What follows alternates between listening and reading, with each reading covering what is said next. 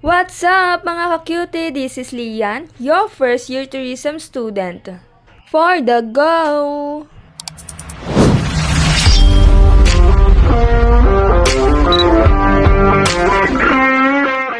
So ayun na nga, tinawagan ako ni Ding para pag-usapan ang buhay ng iba. Uy, ano daw? Bawal yun.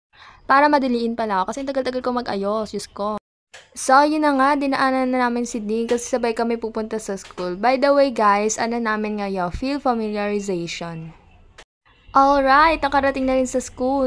And then, pagkatapos na mag-attend sa school, pinapunta din kami agad sa bus. Tapos, nag-stop over muna kami sa Caltex. Ito na naman itong babaeng to kahit naiihi na, nagpapakit na naman sa salamin. At sa wakas, nakarating na rin kami dito sa Shercon. Ang ganda ng view dyan. Kitang-kita yung mga sa... Uy, ano daw? Siyempre yung taal. Kitang-kita yung taal dyan.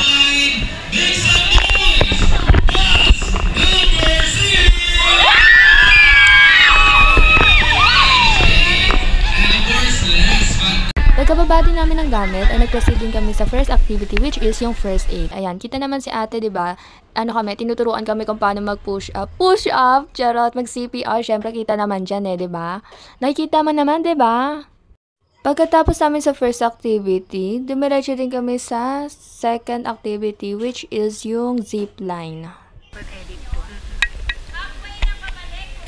So, ito na nga guys, pumipila kami para malagyan na kami ng body harness or safety harness. Ewan ko kung ano yung tama, basta ito yung nilalagay ni Kuya. Shoutout nga pala kay Kuya, napakabait niyan. Super. May kita niyo sa next video ko, ano siya. Like, super friendly sa mga estudyante. Basta ganun. Babait siya.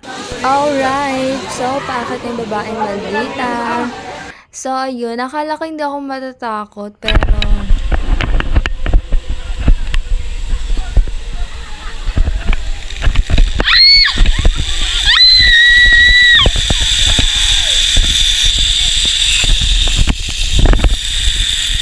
Ano? May stop!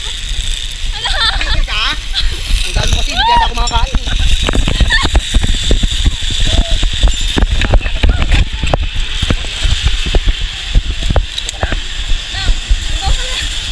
Sa wakas, pababa na rin ang babaeng to. So guys, noong time na yan, kinakabahan na talaga ako. As in, kinakabahan ng super duper. Pero, nilakas ako lang yung loob ko kasi gusto ko talaga siyang matry. Like, hindi ko siya papalampasin kasi kasama siya sa bayad. Ganun.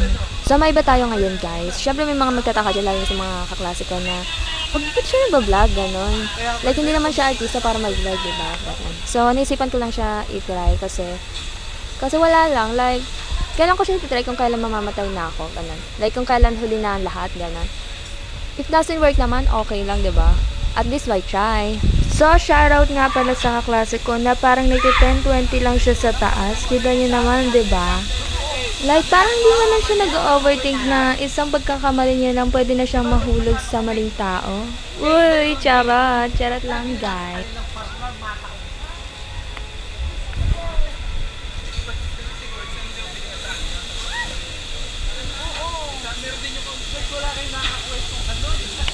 Saan nakababang buhay ang babaeng to? Oh my God, buti na lang buhay.